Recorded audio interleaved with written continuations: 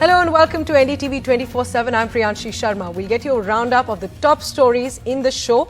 Our top story is that in an exclusive interview to NDTV, Ukraine's foreign minister has said that India's continued imports of discounted Russian oil come at the cost of Ukrainian lives. The minister has hit out at India for getting cheaper oil from Russia even after it started a war in Ukraine in February, and it's going on for over 280 days. Foreign Minister S. Jaishankar had earlier accused the European Union of importing more Russian oil than India. To this, the Ukrainian minister said that it is not enough to point fingers.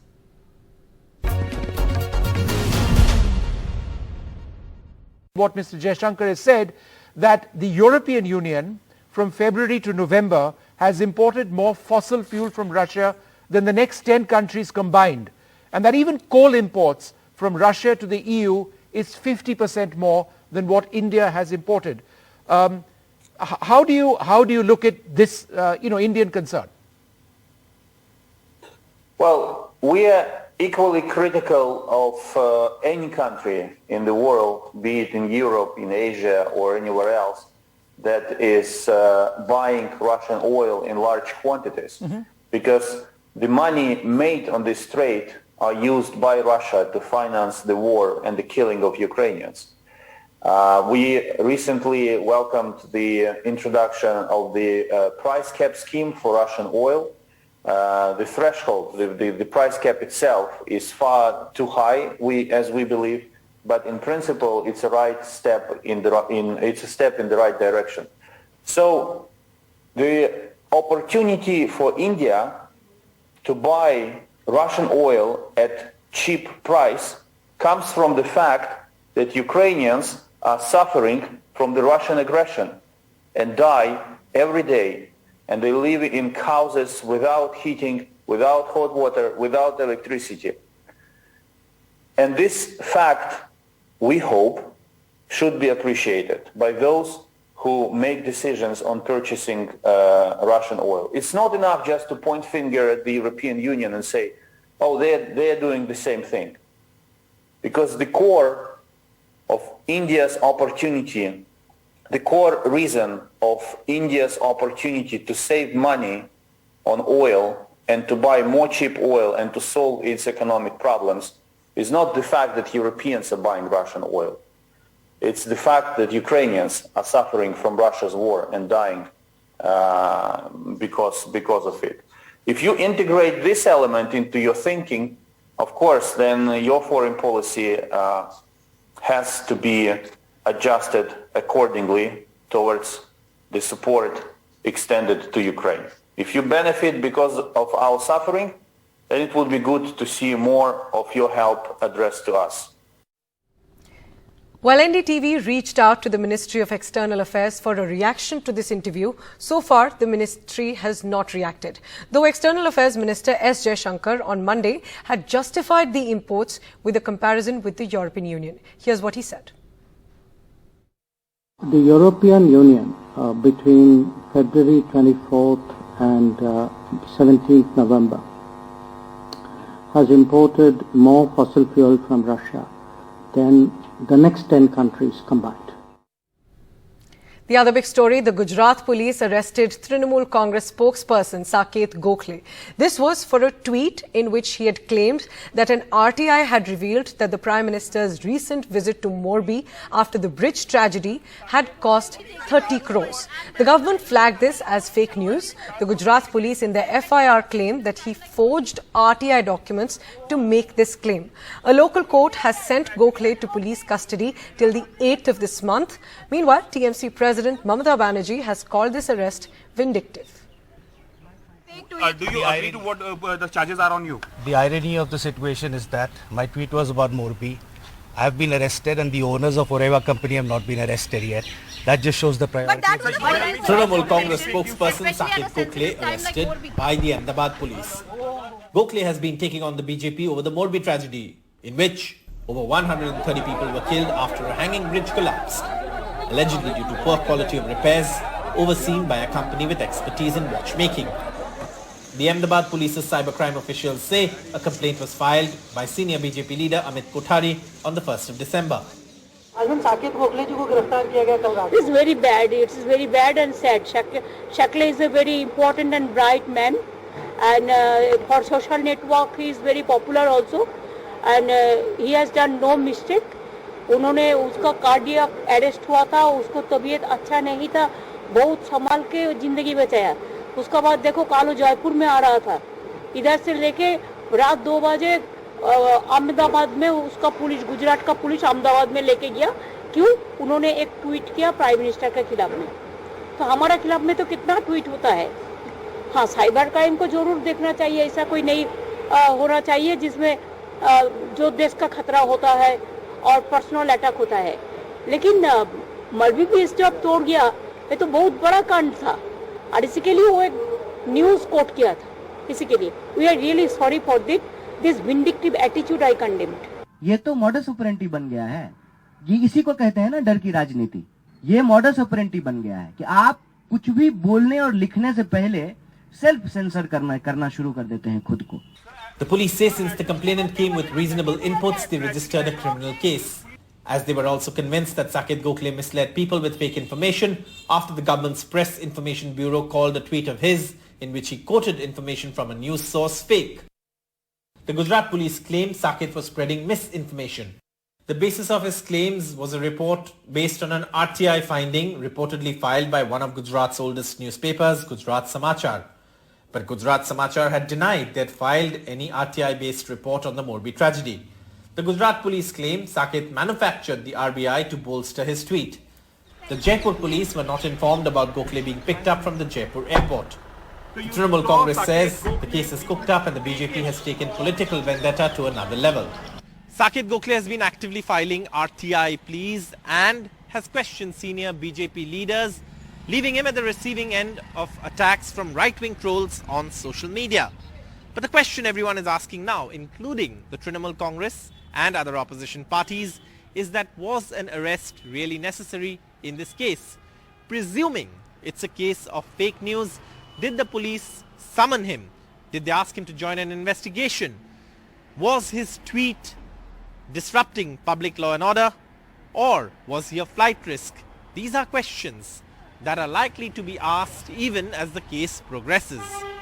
The TNC also says the cost of the Prime Minister's visit to Morbi has not been officially released by the government, and Gokhale was only quoting the figure of rupees 30 crore from a news item to make his point politically. Politicians are often subject to vicious trolling, and across party lines, they're also victims of misinformation campaigns. The Congress party claims that Rahul Gandhi and his family are target of regular misinformation campaigns. But rarely do those who tweet such information face any kind of arrest. That's what makes the Trinamool claims that the national spokesperson Saket Gokhale's arrest is an example of vindictive politics. And opposition agrees with the Trinamool Congress, saying that with such arrest, the Bharatiya Janata Party is trying to create an atmosphere of fear so that nobody can question the BJP and especially the Prime Minister. With camera person Ravi Joshi in Ahmedabad, I'm Tanushree Pandey for NDTV. Moving now to the Lakhimpur Keri case. Ashish Mishra, the son of Union Minister Ajay Mishra, will be tried for the murder of 4 farmers and a journalist during a protest in Uttar Pradesh's Lakhimpur Keri in 2021. A court in Lakhimpur framed charges against him and the other accused and announced that the trial will begin on December 16th. This comes just a day after the court had rejected Mishra's discharge petition. 1 year and 2 months after the killing of 4 farmers and a journalist in Uttar Pradesh's Lakhimpur, during a protest against the centre's now withdrawn farm laws, a local court has said Ashish Mishra, the son of Junior Home Minister Ajay Mishra Teni, will be tried for murder. The court had rejected Mishra's discharge petition on Monday. The police charge sheet in the case has said Ashish was in the SUV that ran over the victims last October. Trial में delay तो हुआ है, 9 महीने का समय लग गया charges frame होने में, वो भी सुप्रीम कोर्ट ने जब जो है इस पे टिप्पणी करी, और उसके अलावा जो सेक्शन 34 जो है अभी कोर्ट ने हटा दिया है इसमें से, तो उसमें हम लीगल पैनल से डिस्कस कर रहे हैं, हो सकता है हम इसके लिए हाई कोर्ट मूव करें। न्यायपालिका को बहुत बहुत धन्यवाद देता हूँ, देर से ही सही लेकिन चार्ज फ्रेम हुए, ट्रायल चलने जा रहा है, हमें पूरा विश्वास है भारत की न्यायपालिका पर। The Lakhimpur incident had sparked a wave of outrage against the Yogi Adityanath government, which was accused of shielding Ashish Mishra because of his father, the Junior Home Minister Ajay Mishra. The case has been long-winded. On the 3rd of October 2021, 4 farmers and a journalist died after being run over by an SUV. The Junior Home Minister's son Ashish Mishra was allegedly present inside the SUV. But the UP police arrested Mishra only a week later on the 9th of October, and that too after the Supreme Court's intervention. On the 14th of December 2021, a UP police SIT investigating the case told a Lakhimpur court that the killings were well planned and deliberate. In February this year, the Allahabad High Court granted bail to Ashish Mishra, questioning the UP police's evidence. But in April, the Supreme Court cancelled Ashish Mishra's bail. And today, December 6, 2022, a Lakhimpur court has framed murder charges against Mishra and the other accused. Now that the trial in the case is beginning, it will be important to see what the witnesses, and many of them have been given police security, say in court. And that is what is likely to affect the eventual outcome of the case. With Pratik Srivastav and Rajesh Gupta, this is Alok Pandey, NDTV. Moving now to Karnataka, violence erupted in Karnataka's Belagavi over the interstate border row between Maharashtra and Karnataka, both BJP-ruled state. In this row, Maharashtra has been claiming that Belagavi, which is a Marathi majority area, was wrongly given to the Kannada majority Karnataka in the language-based reorganization of states in the 1960s. Karnataka, on the other side, recently renewed its claim over some villages in Maharashtra, igniting a fresh round of controversy.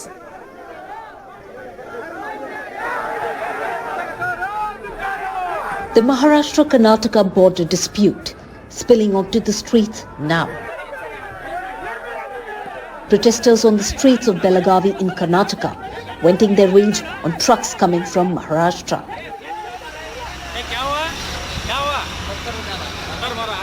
Stones were pelted, number plates smeared with ink, and Karnataka flags waved atop Maharashtra trucks. Over 500 Kannada activists took out in a rally from Hire Bagewadi Toll Plaza in Belagavi Taluk, some in vehicles, some on foot. As policemen tried to stop them, even taking some of them in custody.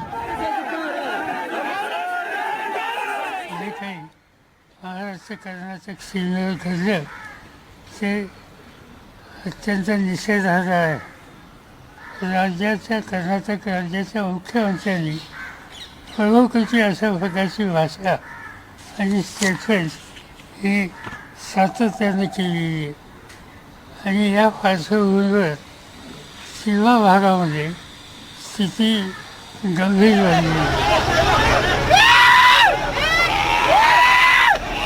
The protests today were triggered by Maharashtra ministers merely postponing the visit to Belagavi after Karnataka Chief Minister Basaraj Bommai's request to cancel the visit. ಮಹಾರಾಷ್ಟ್ರದವರ ವಿವಾದ ಇರೋದ್ರಿಂದ ಇವತ್ತು ಎರಡು ಕಡೆ ಪ್ರತಿಕ್ರಿಯೆ ಬರ್ತದೆ. In fact ಮತ್ತು ನಮ್ಮ ಜನರನ್ನ ರಕ್ಷಣೆ ಮಾಡೋದು ಕೂಡ ನಾವು ಬದ್ಧರಾಗಿದ್ದೇವೆ. ಅಷ್ಟೇ ಅಲ್ಲ, ಮಹಾರಾಷ್ಟ್ರದಲ್ಲಿರ್ಬೋದು, ತೆಲಂಗಾಣದಲ್ಲಿರ್ಬೋದು, ಕೇರಳದಲ್ಲಿರುವಂಥ ಕನ್ನಡಿಗರ ಹಿತಚಿಂತನೆಯನ್ನು ಕೂಡ ನಾವು ಮಾಡ್ತೀವಿ. ಇನ್ನೊಂದು ಸಲ ಯಾವತ್ತು ಬಂದರೂ ಸಹ ಕರ್ನಾಟಕ ರಕ್ಷಣಾ ವೇದಿಕೆ ಬೆಳಗಾವಿ ಒಳಗೆ ಬರೋಕ್ಕೆ ನಿಮ್ಮನ್ನು ಬಿಡೋದಿಲ್ಲ. ಈ ಜಿಲ್ಲಾ ಆಡಳಿತ ಬಿಟ್ಟರು, ನಮ್ಮ ಸರ್ಕಾರ ಬಿಟ್ಟರು. केंद्र को हम कहेंगे कि आप इंटरव्यू करें और महाराष्ट्र के और कर्नाटक के सीएम साहब की ज्वाइंट मीटिंग लेके इसमें चर्चा करके सामंजस्य से चर्चा करके ये इशू सॉल्व करें. Well, the question remains how far Bommai will go to stop Maharashtra ministers from entering the border of Karnataka, because next week Belagavi will play host to the last winter session of the BJP government before it goes to poll in 2023. In Bengaluru, with Kumar, Shrija for NDTV. With that, it's time for a very short break. But on the other side, we'll tell you what Congress leader Sachin Pilot said on being called a gaddar or a traitor by Ashok Gehlot.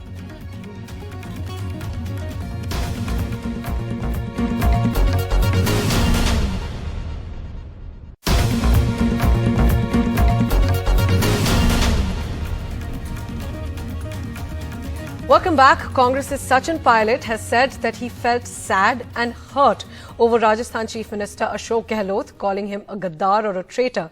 Gehlot, in an exclusive interview to NDTV last month, had said that a gaddar can never become a chief minister, referring to Sachin Pilot. Pilot, however, stuck to his official position, saying that the leadership has to decide and this issue is up to the party.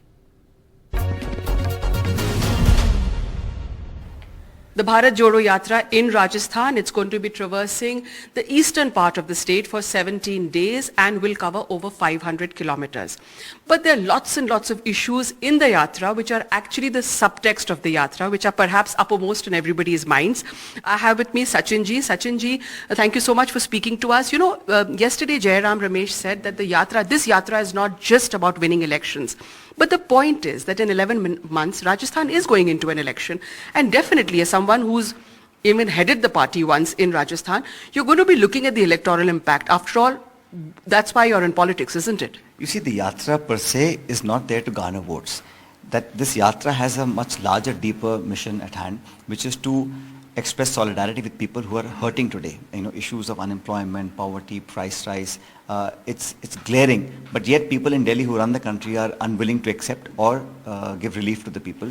So Mr. Gandhi and all the other Yatris who've travelled more than 2,000 kilometers already in the last 90 days have done a tremendous and historical job, which is to galvanize people from all walks of life. And what is he doing? He's not even accusing anyone. He's just saying, I'm here to listen to you. And people have always said, Congress dikti nahi hai, sadko pe utarti nahi hai. So we are on the street now for the last 3 months, and I think it has a great resonance with almost every Indian in this country, irrespective of which party he or she may support. So to answer your question, elections are in Karnataka in 4 months' time. So elections come, you know, many times in a year. Rajasthan will face elections in 11 months. It is the responsibility for all of us who are in the state to take some political advantage of the Yatra when it goes through the state of traveling 500 kilometers. So it's up to us to take, you know, and how we can enthuse our workers. But the Yatra per se is not there to win elections. It's there to give a message of solidarity, raise pertinent issues, and the sense of acrimony in society that is now very prevalent. How to, you know, diffuse that situation and talk about brotherhood and harmony and, you know, the sort of communal tension that comes up off and on. That is not healthy for anybody. So the Yatra's objective is not to win elections, but as political workers, it is our responsibility to take whatever we can as a political dividend because of this Yatra. Well, you're talking about the optics of the Yatra in one sense. So I want to talk about a picture that is going viral today. It's a picture of you walking with Rahul Gandhi. And let me tell you, Sachin has been he's up at 6. He walks the entire Yatra. 6. I mean, at 4, and then you start walking at 6. So yeah, but there's a picture. We're talking about the optics of a Yatra. And there's a picture that's going viral today. It's a picture of him with Rahul Gandhi. And Rahul Gandhi's got his hand on your shoulder. I don't know if you know that, but someone's clicked it and everyone's discussing that. So is that hand on your shoulder, that hand, how strong is the hand? If you see Mr. Gandhi, I think he's embracing everyone who comes across. He's holding children, holding hands of women, old people, you know, just to show that, you know, we are here to listen to you, to hear you, and to take your issues forward. So I don't think it's about 1 or 2 people, but the Yatra itself is a very it's a very emotional affair for people who, I've seen the response. You know, you can only feel this Yatra when you walk and understand the atmosphere that gets generated when the Yatra passes through. So it's not about accusing somebody else or finding faults in the government per se, but issues of the people, to show solidarity, harmony with everyone, and to spread love and affection amongst each other, which is what our culture is all about, you know, for thousands of years.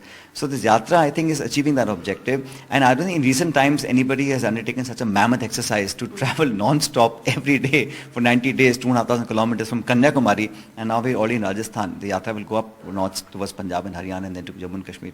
So this is a tremendous effort, and all respect to people who have walked the Yatris. 140 of them are walking continuously non-stop. So it's a huge undertaking. Yeah. But then you're talking about like we were talking about the political impact of the Yatra, whether it will help you win an election. What else do you think will help you win an election? I'm going to ask you a very direct question.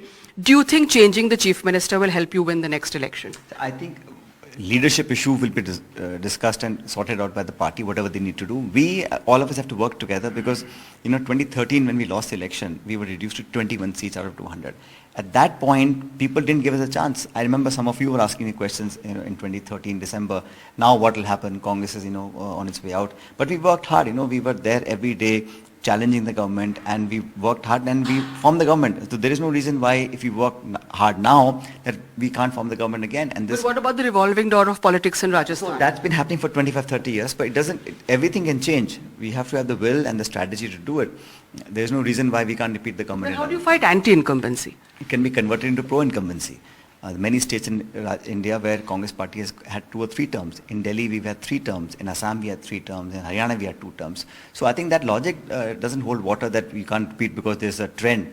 Everything can be changed. Many states used to have this revolving door policy, but people put an end to it. Effective sort of coordination and hard work will give that result. But do you think changing the chief ministerial face puts an end to revolving? You see, changes it's not for me to comment because that's something that will happen from the AICC if and when they decide to do what they would decide to do. But all of us are looking at how we can repeat the government. And not just me, every leader in Rajasthan says that. Every worker, every MLA, every minister, we all want that. Because unless we win these 3 states, Rajasthan, Chhattisgarh, Madhya Pradesh, it's very important for us. And I keep saying that Congress party has to win elections in the different states. Karnataka, for example, or Himachal.